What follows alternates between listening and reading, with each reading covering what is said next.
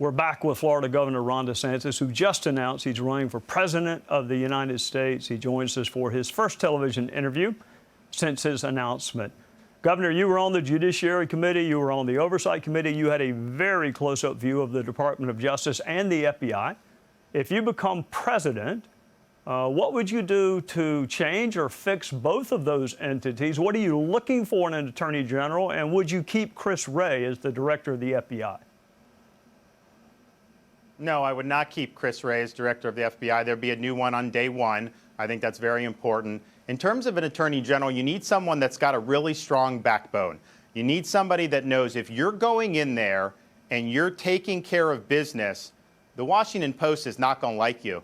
New York Times is not going to like you. You're going to get attacked by CNN, and you got to wear that as a badge of honor. You can't try to please polite society, because otherwise you'll just get captured by the institution itself. And I think the DOJ and FBI have lost their way. I think that they've been weaponized against Americans who think like me and you, and I think that they become very partisan. Part of the reason that's happened, Trey, is because Republican presidents have accepted the canard that the DOJ and FBI are, quote, independent. They are not independent agencies. They are part of the executive branch. They answer to the elected president of the United States. So as president, you have a responsibility to be involved in holding those agencies accountable, clearing out people who are not doing the job, and making sure that they're doing the people's business and they're not abusing their authority. For example, if the FBI or DOJ would ever collude with a tech company to try to censor information,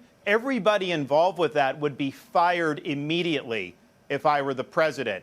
And right now, I think those agencies have been able to go without any real accountability. And so guess what? When there's no accountability, the bad behavior is going to continue. All right, let's move to the border. Legal immigration, illegal immigration. President Ron DeSantis does what? Does what on border security? Does what on the asylum process? What is your immigration plan for both legal and illegal immigration? Day one, it's a national emergency. We'll mobilize all resources to construct the border wall, shut the border down. We're not going to be entertaining asylum claims for people coming across the border illegally. We're going to make very clear about that. We're going to have things like remain in Mexico, so we don't have the incentives to come illegally. We do need to hold these Mexican drug cartels accountable, and we'll be looking at levers that we can pull to be able to do that. At the end of the day, nobody has a right to come to our country illegally. We, the American people, can determine what type of immigration system that we want. I think the purpose of immigration is to benefit our country.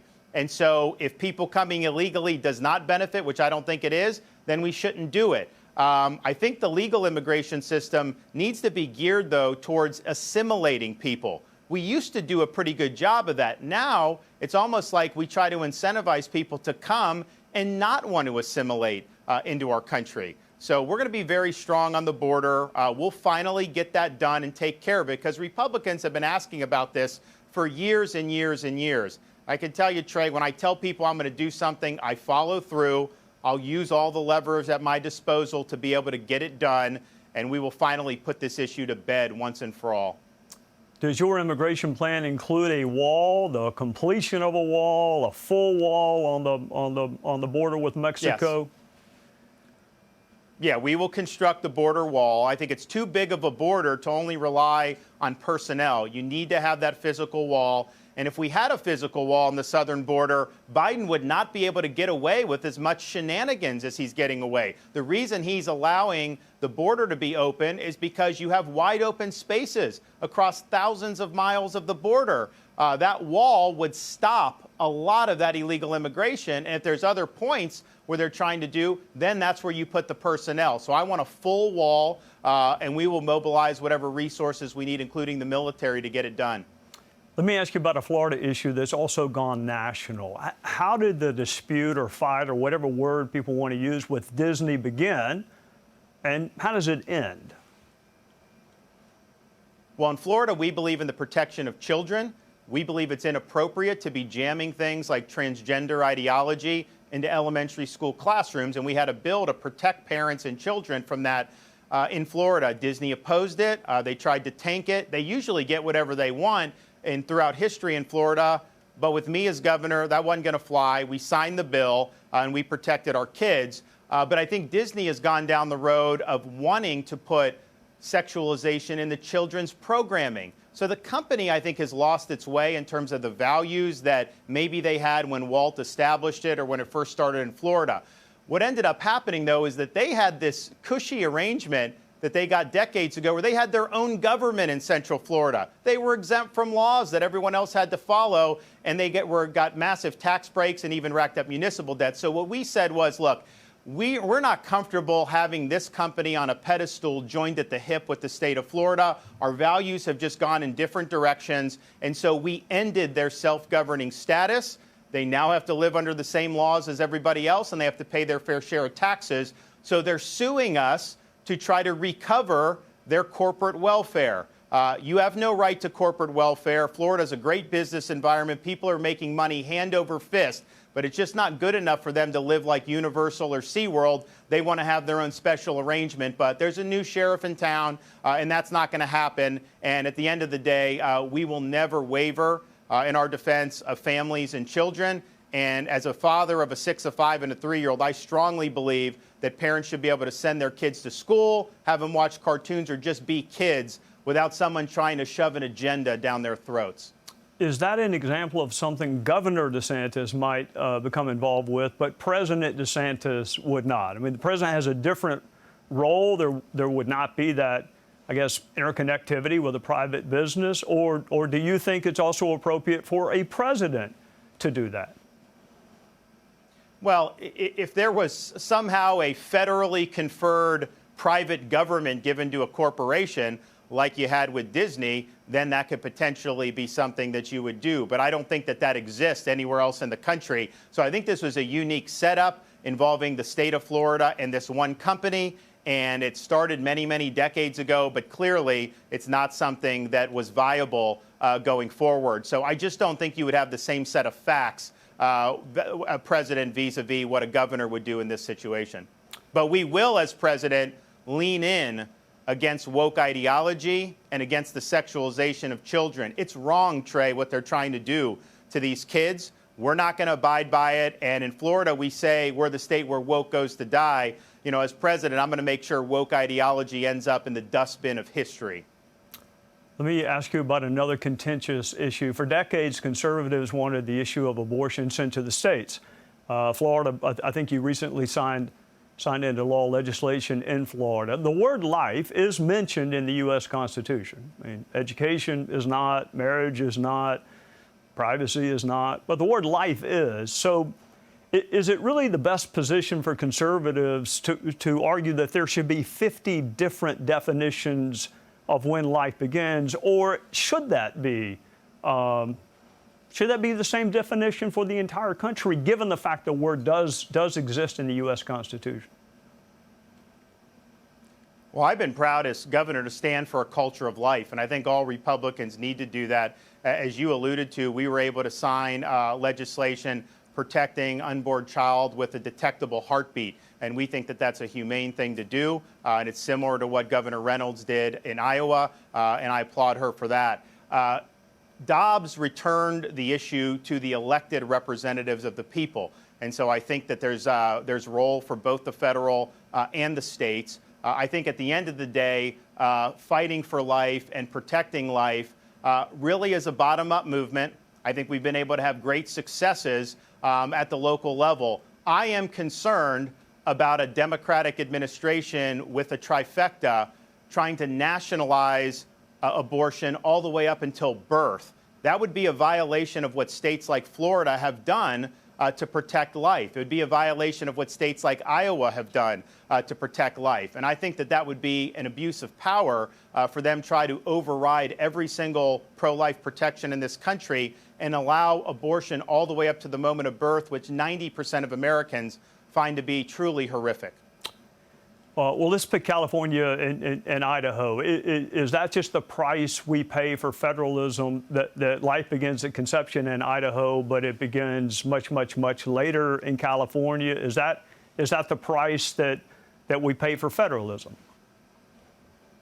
I don't think it's the price you pay for federalism. I think that there's just a practical reality that the country's divided on the issue. And so the question is, how are you going to be able to save, more lives? And I think obviously Idaho is going to be able to do a lot on their own. They would not be able to do as much if they ran it all through Washington, D.C. So some of this is a matter of strategy. Some of it is a matter of, what could you do to be able to advance the ball forward? Clearly in California, you are going to have very, very hostile views. They want to have abortion all the way up till birth. I think they actually allow it post-birth, if you can believe that, which I think is truly horrific.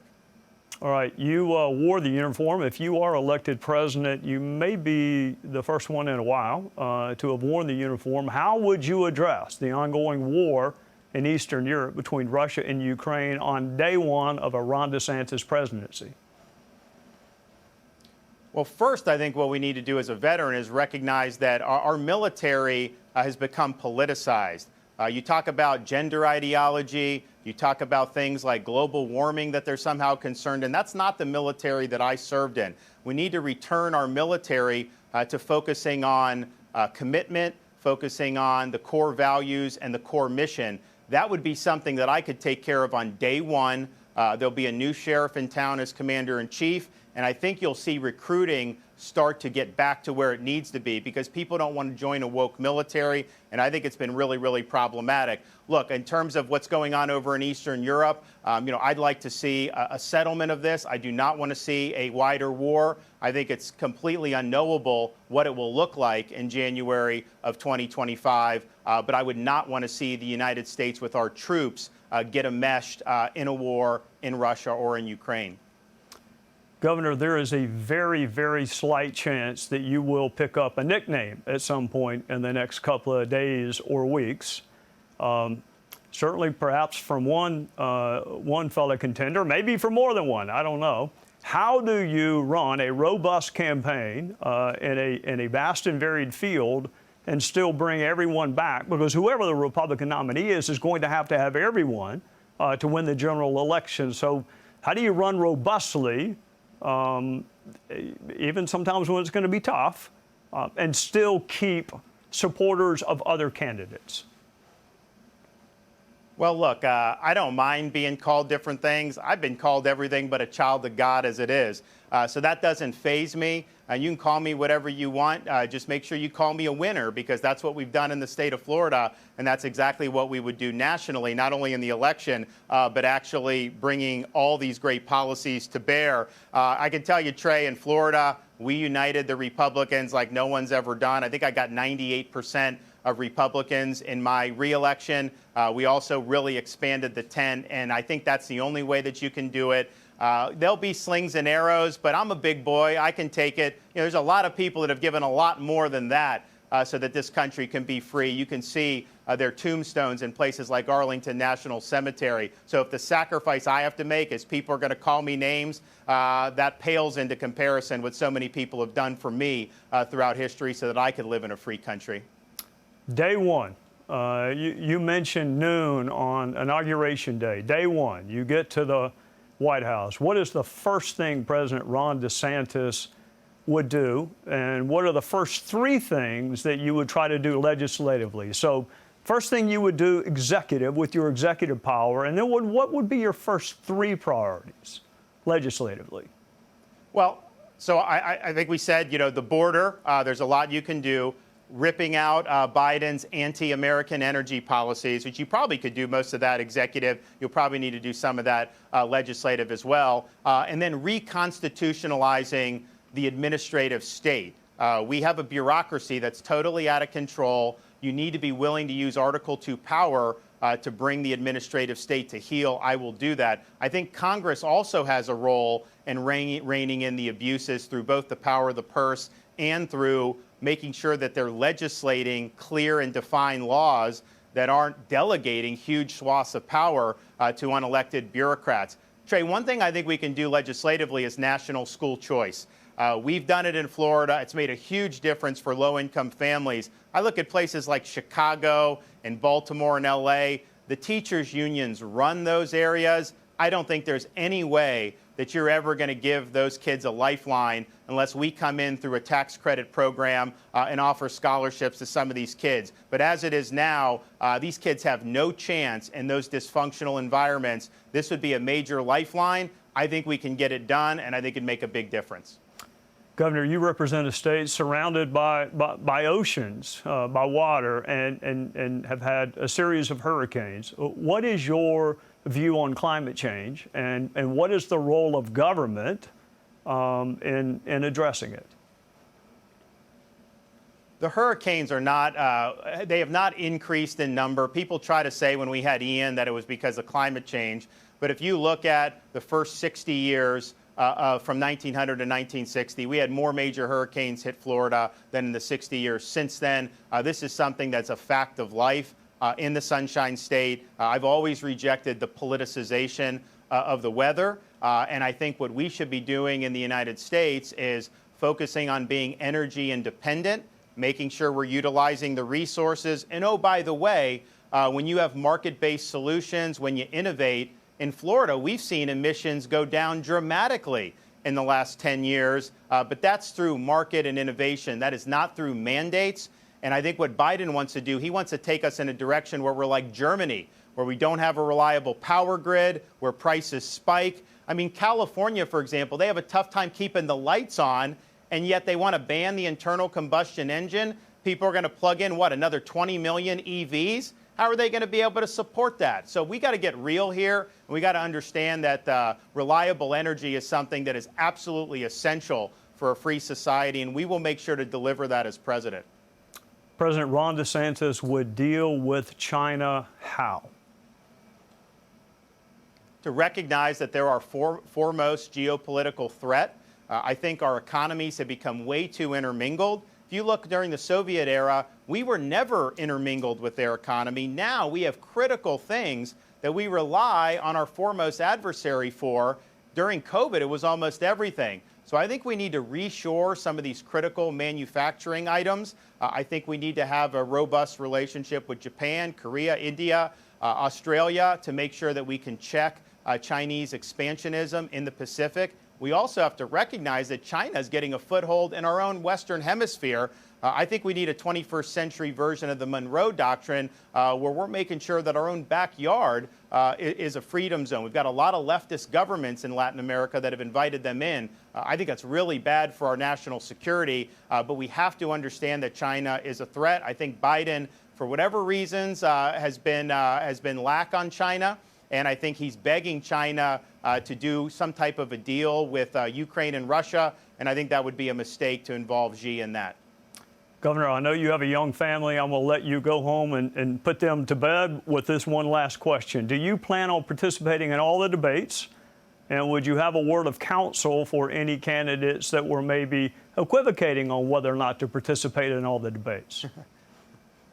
I think we should debate. I think the people want to hear it. You know, I grew up blue collar, working minimum wage jobs, and learned nobody's entitled to anything in this world, Trey. You've got to earn it. And I think all of us have to go out and earn it. That's exactly what I intend to do. And I think the debates are a big part of the process. Governor Ron DeSantis, thank you very much. Thank you for joining us tonight. Hey, Sean Hannity here. Hey, click here to subscribe to Fox News YouTube page and catch our hottest interviews and most compelling analysis. You will not get it anywhere else.